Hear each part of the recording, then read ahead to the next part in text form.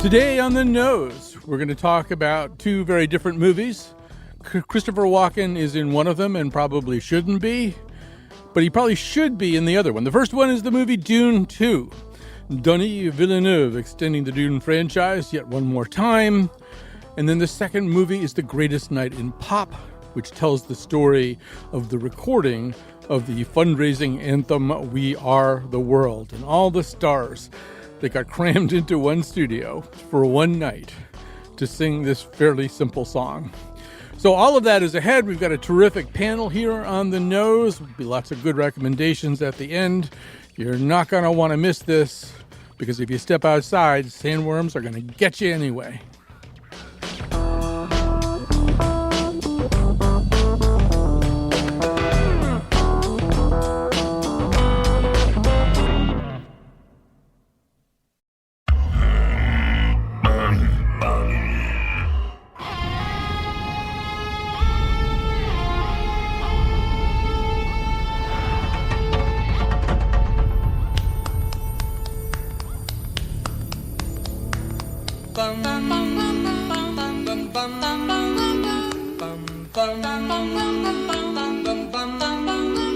Mr. Sandman, bring me a dream.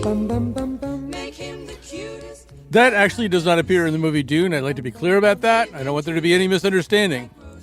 The first part does, but not that song. All right, so we are talking today about Dune 2.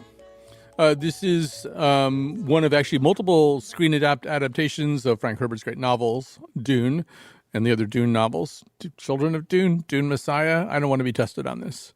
And you can understand why LA keeps, Hollywood keeps adapting Dune. I mean, look, it's about, it hinges on the idea of spice, melange, a drug that you take that allows you to fold space and makes interstellar traffic possible. And, think about that, in Hollywood. It's an expensive designer drug, and you don't have to go on the 101 southbound. You could just fold space and go home. Be very appealing. So to talk about that, and then later in the show today, we're going to talk also about The Greatest Night in Pop. That is the documentary about the making of We Are the World. But here at the beginning, to talk about Dune, on our panel today, John Dankosky, Director of News and Audio for Science Friday, event and podcast host for Connecticut Mirror, and co-owner of Lam Yoga in New Hartford. He thought Duncan, Idaho was a potato donut, but he knows a lot about Dune, actually.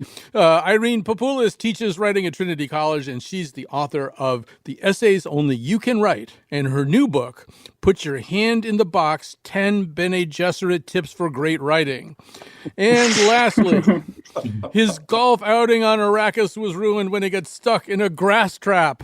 And there's like the only one on the whole planet, too. It's 16 square inches. I don't know how that happened. Pedro Soto is president and CEO of Hygrade Precision Technologies. So here we go. And we are going to begin by maybe hearing a little bit of the current iteration of Dune, Dune 2. You're going to hear Zendaya as Chani and Timothée Chalamet as Paul Atreides. Let's get Dune in something. A1. Your blood comes from dukes and great houses. We don't have that here. Here, we're equal. Men and women alike. What we do for the benefit of all. Well, I'd very much like to be equal to you.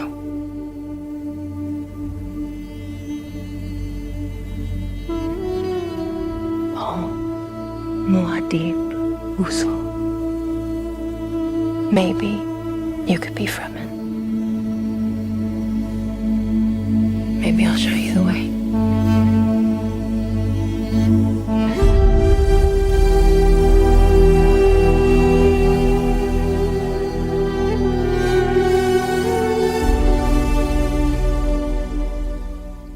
All right, so this is directed by Denis Villeneuve. He directed the first one as well. There's maybe a third Villeneuve Dune adaptation in the works. It probably wouldn't even start for a few years. Right now, Dune Part 2, it's kind of making like Oppenheimer money, which is a very good sign. The plot, of course, is that when Poe Dameron is murdered, his son Willy Wonka steals Spider-Man's girlfriend and then must fight Elvis for possession of his planet.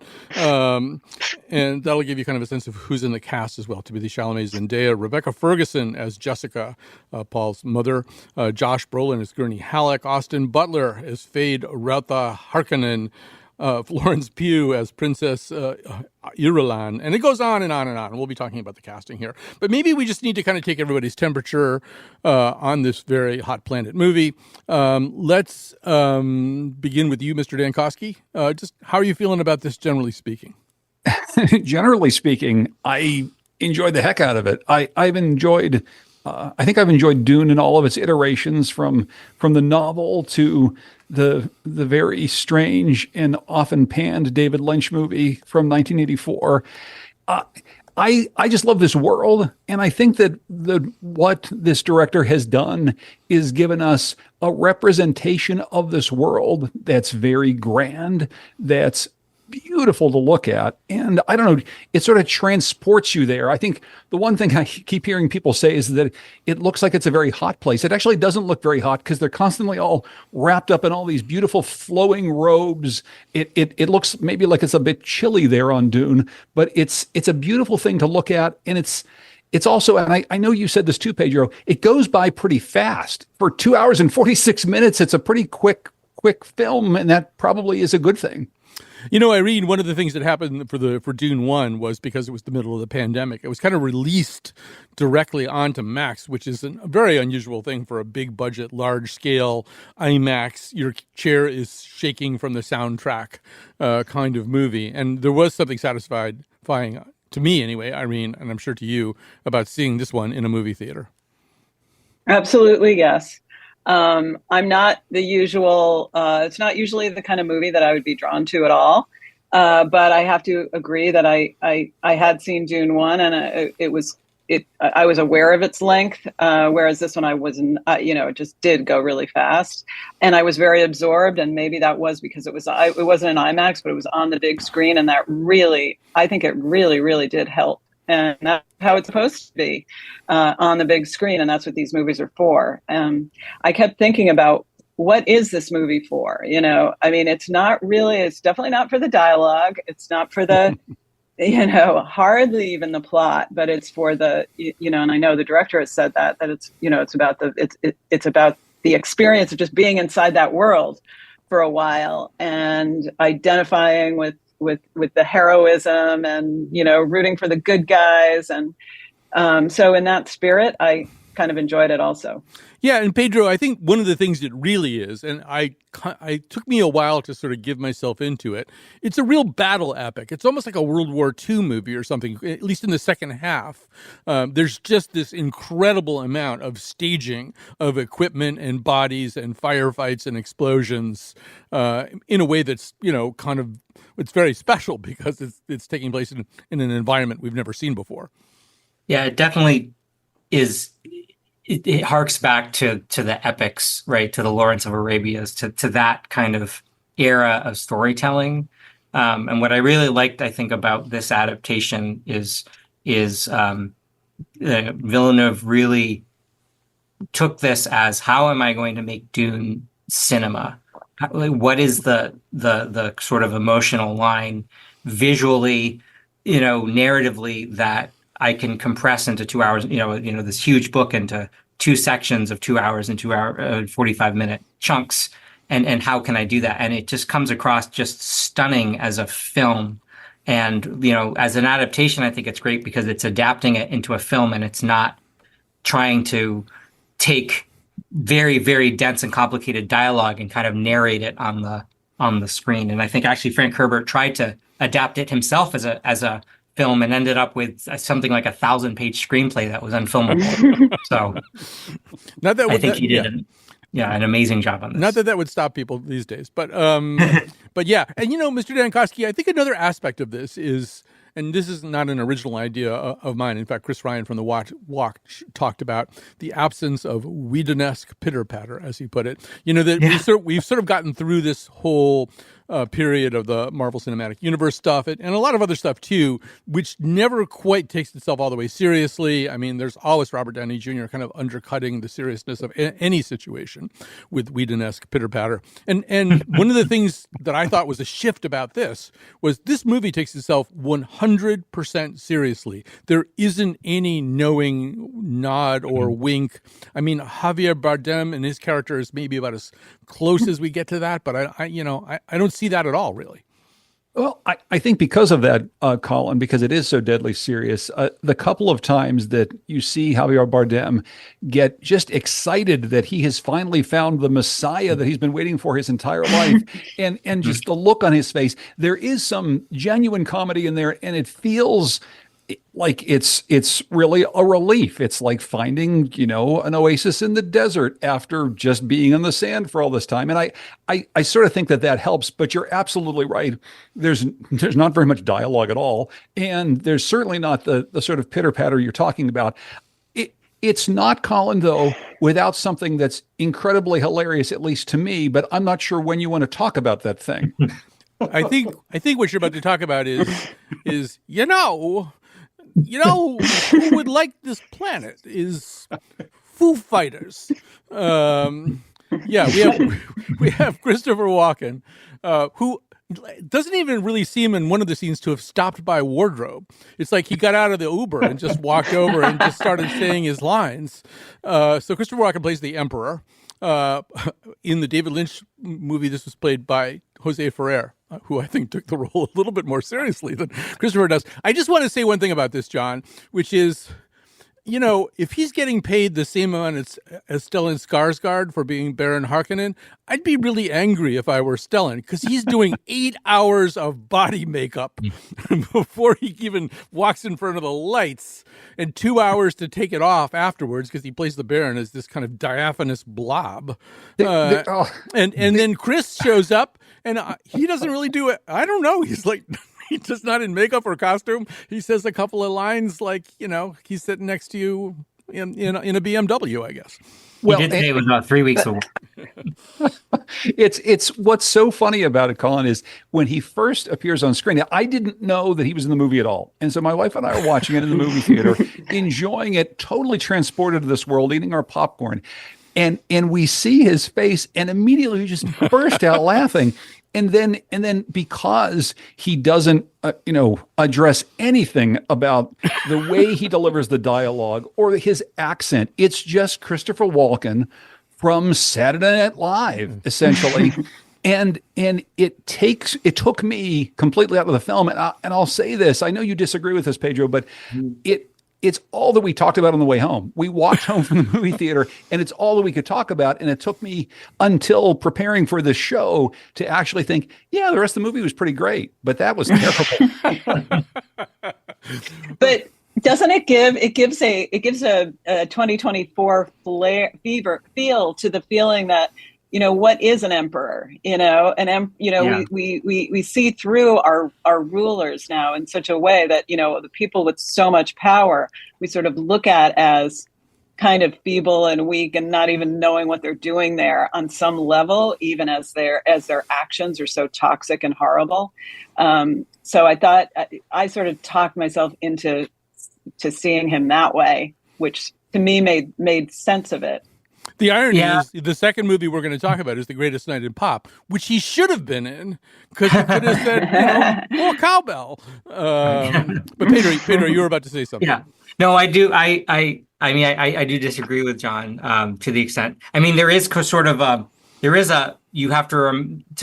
one interpretation, whereas you have to remember the kind of 90s Christopher Walken Stone Cold Killer character that he used to play, and maybe transport that forward. Although I think what my preferred interpretation really is that I think it was a really intentional choice to put in someone. You can see he literally looks like he walked on the stage. He's wearing basically pajamas. He's in this walled garden. And my take on this is that he is not emperor because he is powerful. He's powerful because he is emperor. And in the book, and this, he is the 80th of his line. So 4,000 years of uninterrupted rule by his family. I mean, and it's sort of a critique on Hereditary. Right? You sort of have this dueling critique on on power, right? You have hereditary power with all of its enormity, and basically kind of meeting like someone who's just he's there and he's the emperor because he's the emperor. He's not anything more special or less special. And then you have someone who has power that's obtained through, kind of religion and taken and has, fervent believers behind him, and they come into this massive clash. And so, I loved his take. I loved that he just basically, I think, came in and did him because I just feel that it's definitely a critique on just that, right? Our hereditary leaders are there because they inherited it. It doesn't make them any more or less special than anyone else. They have the mechanism, they have they have the force and enormous power of wealth and privilege, and that's it. Yeah, I hope my mood. I hope he got paid. Yeah, is all I can say. I'm sure. Well, John, another thing that I did. I rewatched Dune 1, the Villeneuve, and then I rewatched a good chunk of the 1984 David Lynch thing. And here's my insight about this, which is that I think. Obviously Villeneuve's cinematic achievement is just way bigger. The whole thing is designed for you to go to IMAX and have this real experience. But one thing that Lynch does very well is create humans. David Lynch makes people really scary. People are scary in David Lynch. And so the use of Kenneth McMillan as the Baron, the use of this guy Paul L. Smith as the Beast Raban, or Brad Dourif as the Harkonnen Mentat. I mean, these people are really, really scary. But they're also like people you wouldn't be surprised to see on a subway car with you around 1 a.m. in New York City. There's something very scalable about them. Whereas everything except for Christopher Walken in this seems to exist in a very different place and on a very different scale. But John, I actually sort of missed a little bit of the human intimacy of the scary people in Lynch. This thing is big and abstract, and there's a lot of filmic stuff that goes on that's just very, very portentous. And maybe we lose a little bit of the human. I hadn't thought about it in that way, Colin, but truly, I can remember all of the faces from that Lynch movie. I can remember the characters.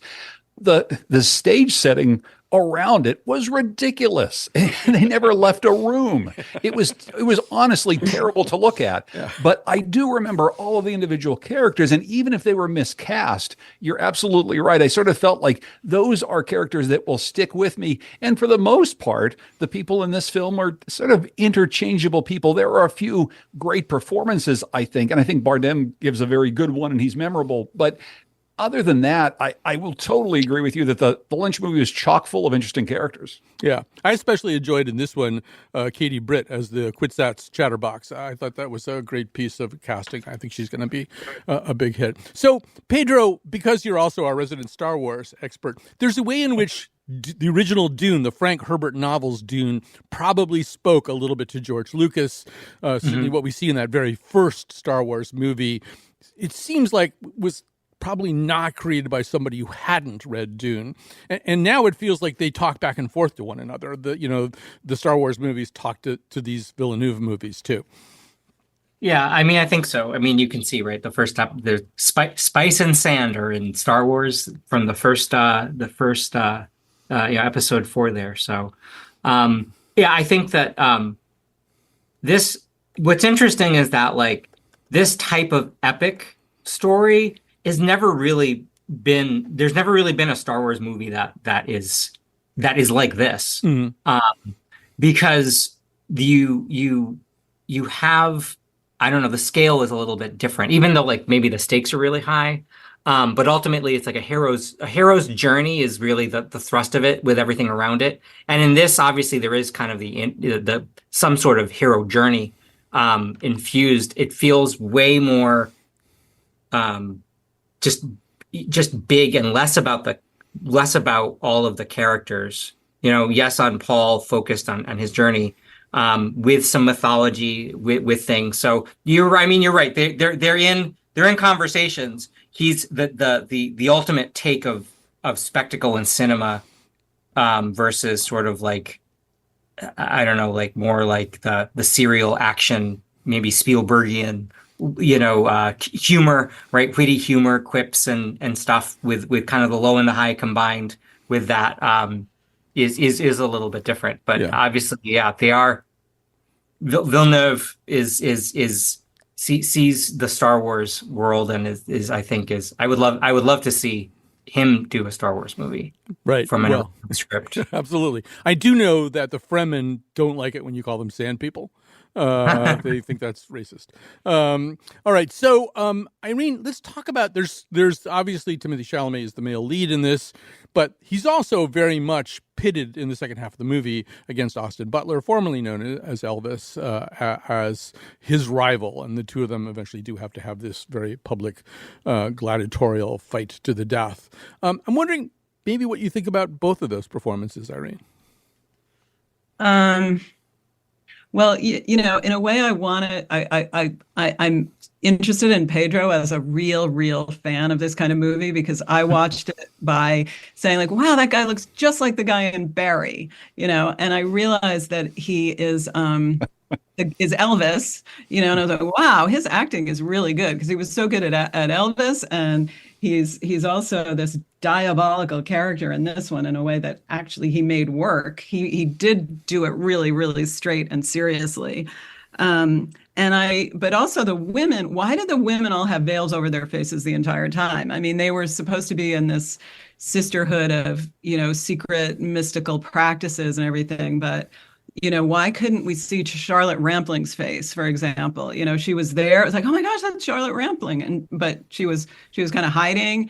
And, but I feel like I'm, because I was thinking about all those things, I'm kind of the wrong viewer for this. So, and so that's why I'm curious. I really would, if it's okay, want to ask Pedro, what is your experience of watching it? I mean, do you feel like you're identifying with the characters? You're just looking at the spectacle from afar and admiring the technique? Or what is it that really makes you love a movie like this?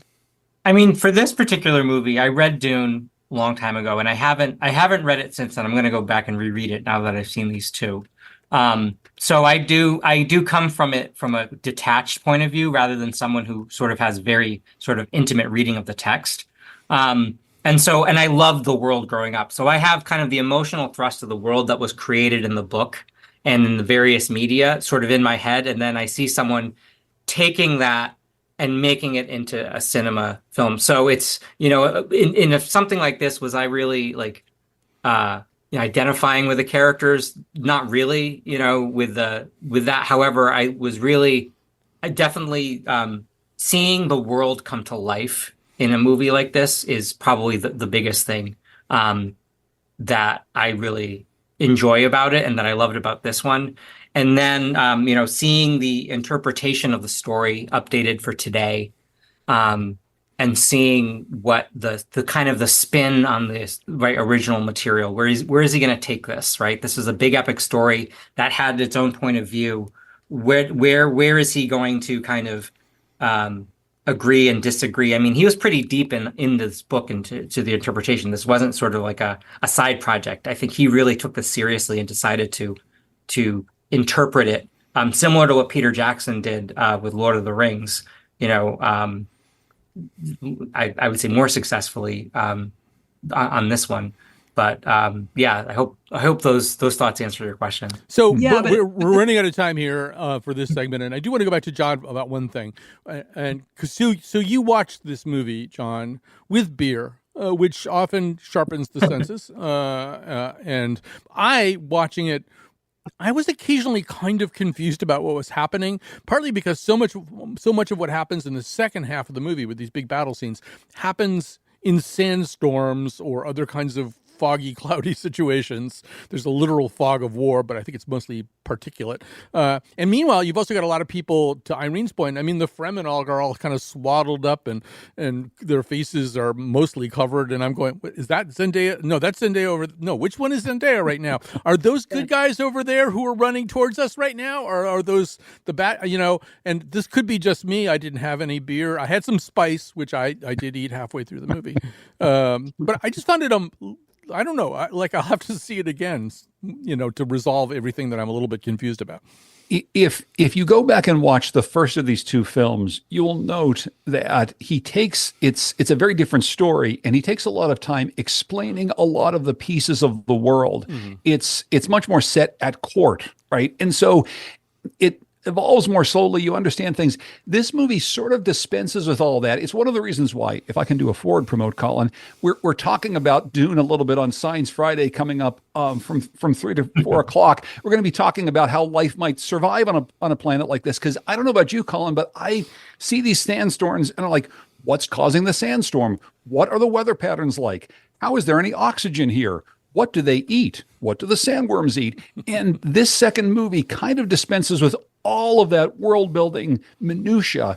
A lot of that is in, I think, the first of the two movies, which makes it a little bit, they're a little bit different in that way. Yeah, the sandworms eat everything. I guess. They eat your equipment, I actually think Dune 3 should be told entirely from the point of view of the sandworms, and it's like, do you know what it's like to go halfway across the desert to eat something and it's a thumper? There's a thumper. There's nothing there. Do you know how that makes us feel? Anyway, where do they get the thumpers from? There's a lot of questions unanswered in this movie, Colin. Yeah, no, Amazon sells thumpers. All right, so we have to take a quick break. We're going to come back. Pedro is going to fade out for a little while and then come back in the final segment to make some recommendations. And we're bringing a lanky southpaw in from the bullpen. We'll tell you about that on the other side.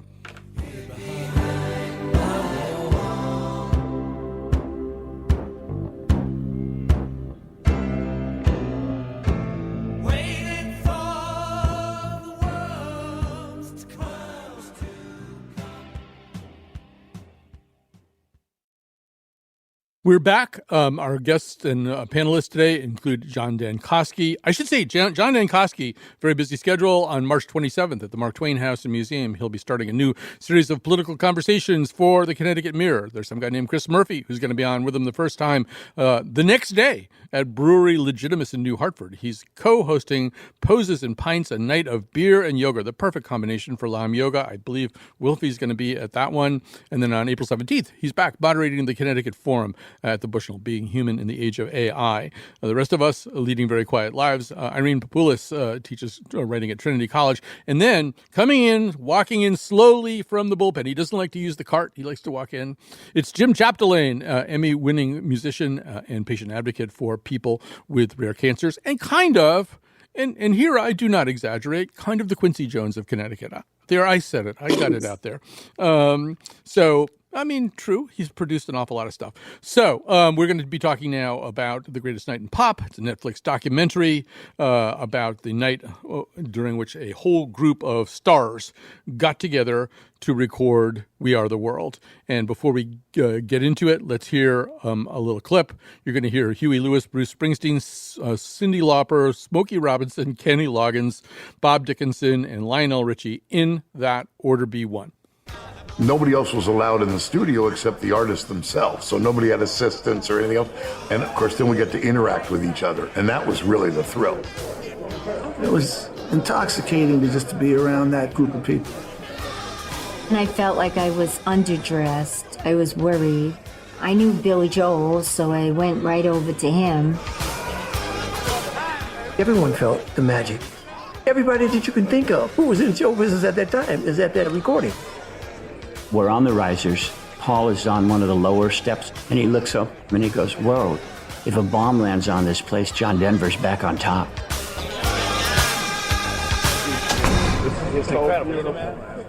We could feel the energy in the room was really high. Well, Ray and Willie out in the thing. But at the same time, under it is a low hum of competition.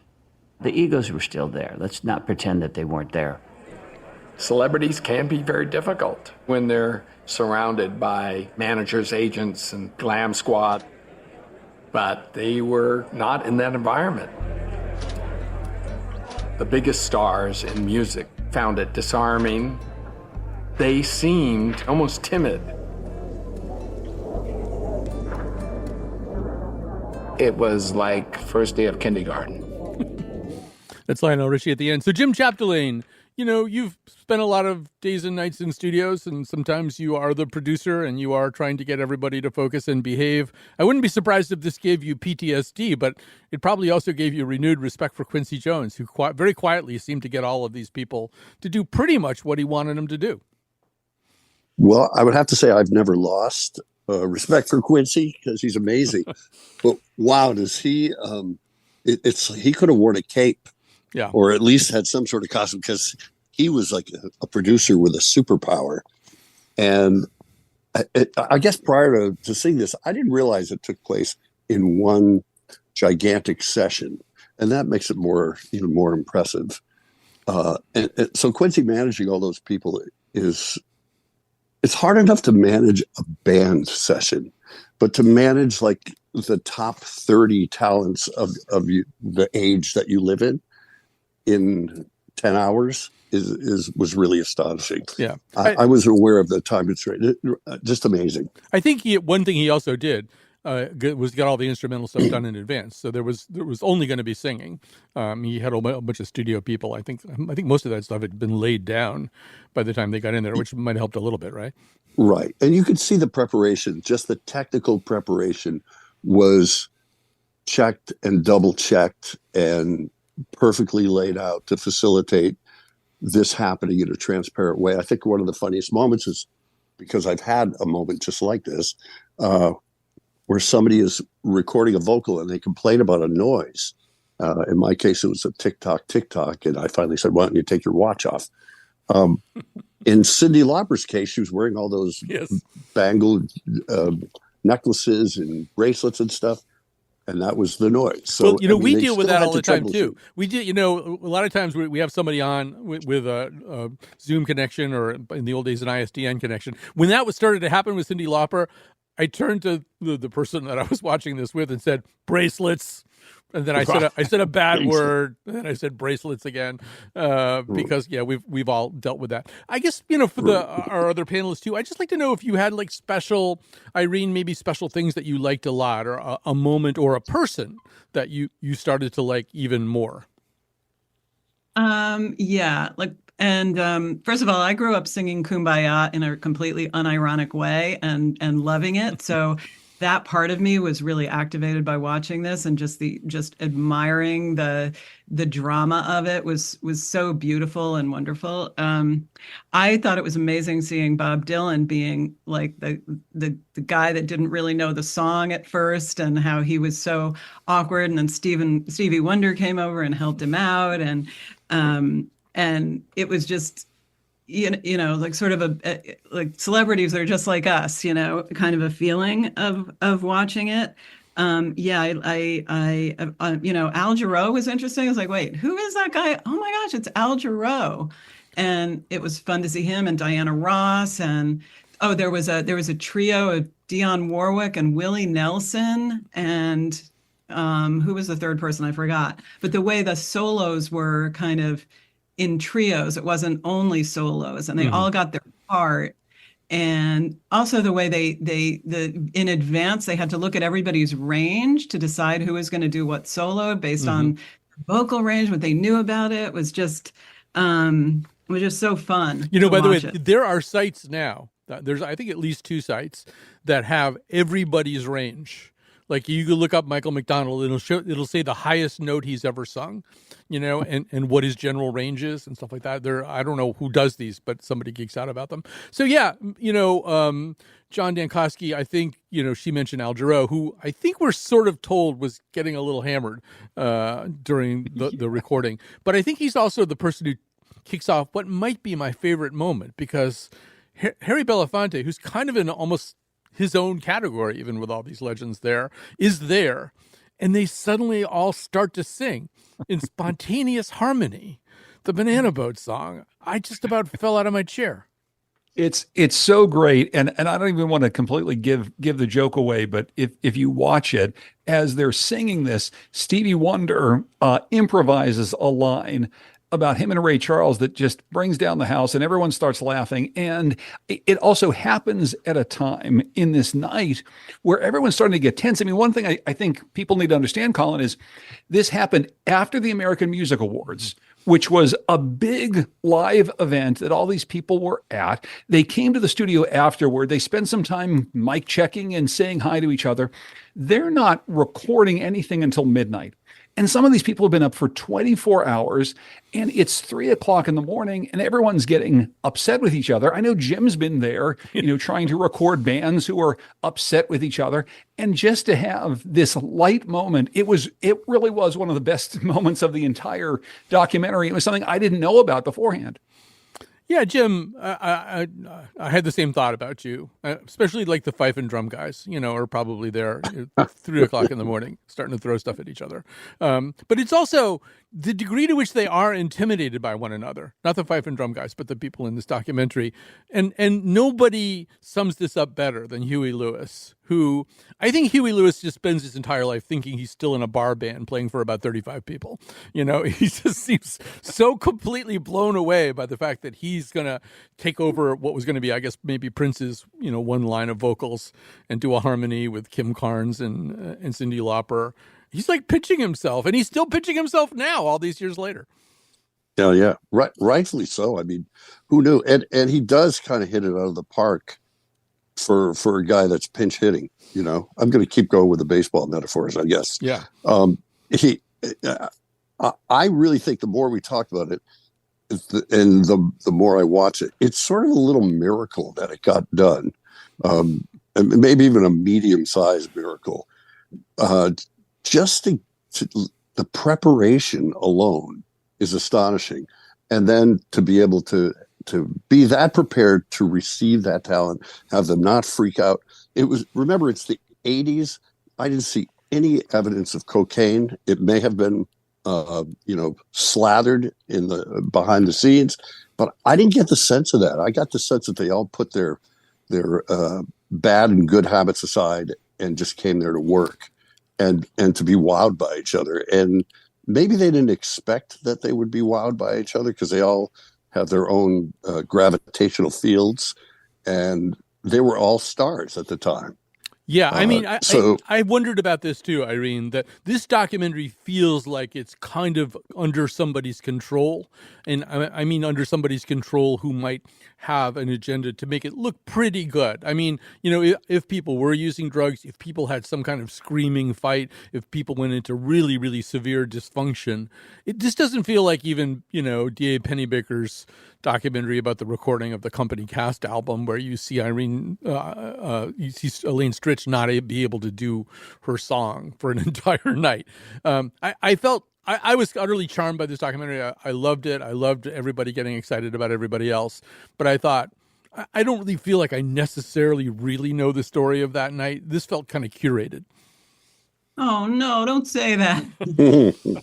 But I loved, I don't, maybe, but there were some tense moments, but it was also, Lionel Richie was such a great, he had just hosted the American Music Awards that night, but he had such an ability to sort of calm people down.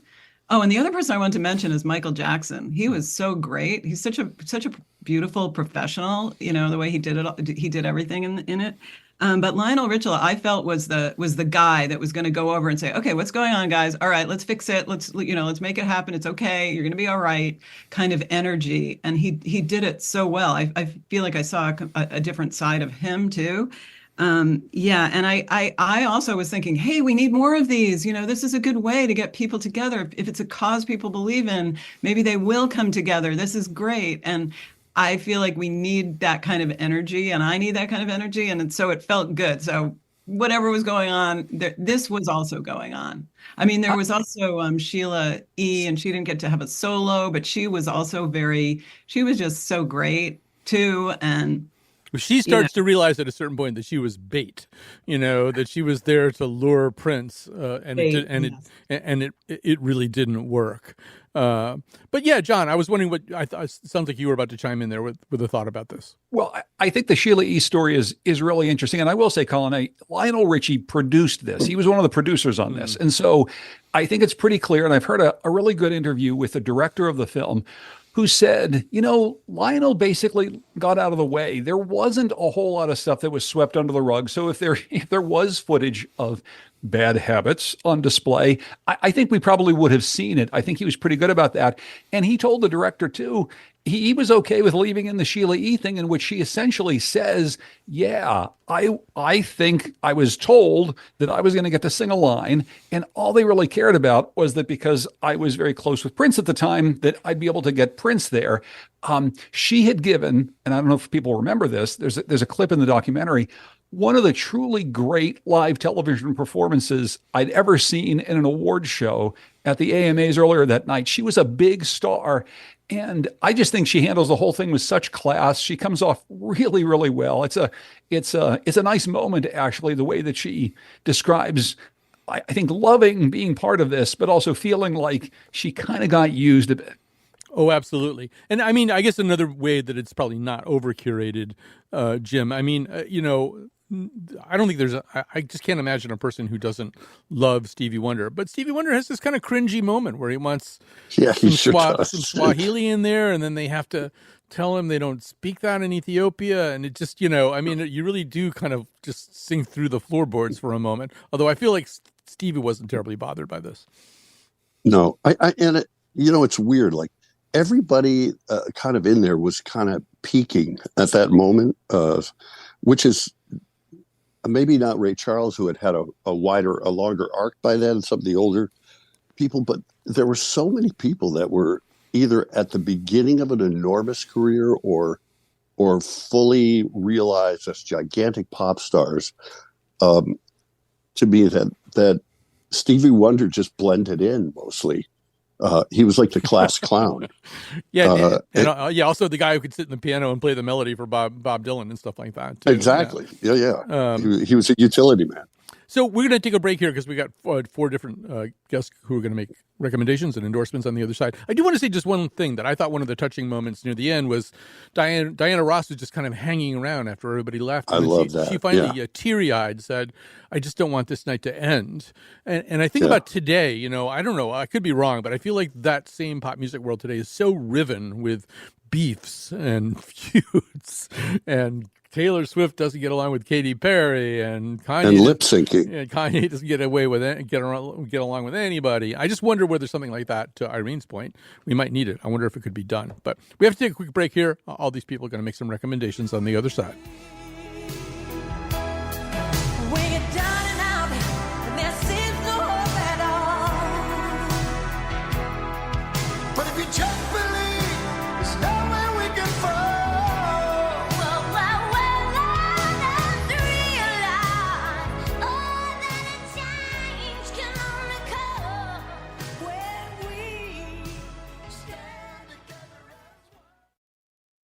Kat Pastor's our technical producer. This episode is produced by Jonathan McPants, who does pretty much all the noses. We've got a whole bunch of people waiting to give you some recommendations, so let's get right to that, and let's bring back in Pedro Soto, who we haven't heard from for a few minutes here. Anyway, Pedro, what are you going to recommend to us? Okay, so if you loved Austin Butler in Dune, you have to see my endorsement is Masters of the Air on Apple TV, which is about to wrap up its run next week. So Apple TV is kind of the new HBO, I think, in my opinion. A lot of really good stuff. And Masters of the Air is about the Bloody 100th Air Corps in World War II and their whole exploits over Europe. And if you like Masters of the Air, which is based on a book, which I haven't read yet, so I can't endorse. However, I did read the book that Malcolm Gladwell just came out with last year, called The Bomber Mafia, which is actually about the aerial bombardment in mostly focused over Europe in World War II, and it is really about the ethics of bombing. It's a fascinating story, and it melds history and sort of technology and things that resonate today. So those two, I think, are good companion pieces, and those are my endorsements. All right. John Dankosky, how about you? Okay, Colin, got a couple of endorsements quickly. I'd like to endorse a local folk singer named Riley Cotton. People who follow folk music in the Hartford area may have seen her perform at the Black Bear Americana Festival in Goshen over the course of the past few years. She was just at the Emerge Festival in West Hartford. She's got an excellent record from 2022 called A House with Blue Siding, and she's currently putting together a new record. If you follow her on social media, you get a chance to hear some of her new songs as she's working them out, as she tries to get them recorded. She's from Texas, a little bit of a country twang thing happening. But I don't know if you know Hooray for the Riff Raff, Colin, but if you like those early records, you'll probably love her sound. And she does a really beautiful rendition of James Taylor's You Can Close Your Eyes on her first record. So I highly endorse Riley Cotton. Just buy her a record, help her kickstart her new one really quickly. All right. Also, yeah. Mary Halverson's Cloudward is, she's the best jazz guitarist working. Just saw her at Real Artways in Hartford. Go get this record on None Such Records. All right. So Irene Papoulis, how about you? All right. Well, I've been thinking about how much I love dialogue after hearing that Villeneuve, the director of Dune, doesn't want to have it in movies. And so one movie that has beautiful dialogue and is just very interesting, it's one of the best film that I don't think the nose has talked about, Past Lives, by a Korean filmmaker Korean American, Celine Song. It's such a beautiful movie. And I saw the trailer and I thought, oh yeah, I get this. I know this movie, but it was different. It played with expectations and there's interesting dialogue and characters and just I found it to be very moving. And also I just finished reading a novel that has some good dialogue in it called My Friends by Hisham Matar, Matar. He's a Libyan British American writer, and the book is about friendship and exile. And it's also a very sort of emotionally affecting, moving novel, I would say. You're right. We never did get to Past Lives. I've seen it. I loved it. I agree. It relies heavily on the spoken word. All right. Jim Chapdelaine, what have you got for us? I will say that I did like Masters of the Air too, and that I love Mary Halverson, but maybe Julia Lodge has the throne right now. And I would recommend a movie called The Holdovers with Paul Giamatti. You guys may have talked about it. It's really the greatest little New England film. And it's a feeling movie. It's a small movie. You feel like they filmed it on a budget. There's no internet yet. And there's just real phones, there's real conversations and difficult decisions being made and families.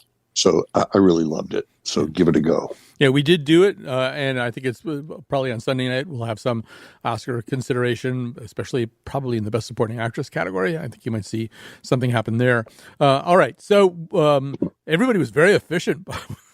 I was worried. I actually have to fill a little bit of time here. So in the spirit of Greatest Night in Pop, I will recommend an album called Q's Juke Joint. Q is a nickname for Quincy Jones. And what he did on this kind of concept album was it kind of simulates the mythical idea of some kind of kind of roadhousey, funky club bar in the middle of the country somewhere. And then all of these stars are there performing different songs. And just to give you kind of a hint or a flavor of it, the opening song is Let the Good Times Roll. First verse is Stevie Wonder. Second verse is Bono. Third verse is Ray Charles. And first of all, I think it's also kind of very specific to Quincy Jones in a way that he would understand that Bono could hold his own in that situation, singing in a very different way from those two other guys. And one of the nice things about Quincy Jones, both on that album, Q's Juke Joint, and what you see in the documentary, is he just knows that he can blend a lot of different styles together. He's not really anchored in certain kinds of genres. I mean, he's worked with everybody in just about every single style imaginable. My second recommendation will be, this is like the least NPR thing I think that I've ever recommended anyway. It's a type of trash can liner, like trash bags, but nice. It's a brand called Simple Human. And all I can say is I've now introduced this brand to my own household and to one other household. Everybody who comes in contact with this goes, well, these are like the best. I mean, yeah, they're like plastic bags, but they're like the best trash can liners I've ever seen in my life. And, they don't leak and all this kind of stuff. And, I know it's not, go ahead. They fit in the containers. Yes. I'm saying I love them too. Yeah. They fit really well. I mean, plastic is really bad and plastic bags are really bad, but we're stuck with them. We're all using them. So if you're going to use them, for future fundraisers, you could have one with the show's logo on it. Yeah, or my face. I think people would enjoy my face on a trash can liner. All right. Exactly. We have to go. We have to say goodbye to the nose, but thanks to all of our wonderful panelists and thanks to you. Very, very cool place to hang out. Yeah. It's cozy, like a Cracker Barrel. Yeah, we all be laughing, talking, joking, talking about this and talking about that, and talk about everything as a matter of fact. Oh, yeah. Talk about Torrington, Vernon, Danbury, Waterbury, Alderberry, Woodbury, hitting on New Britain, Vernon, I already said that one, Avon, Farmington, yeah, yeah, yeah, yeah, yeah, yeah.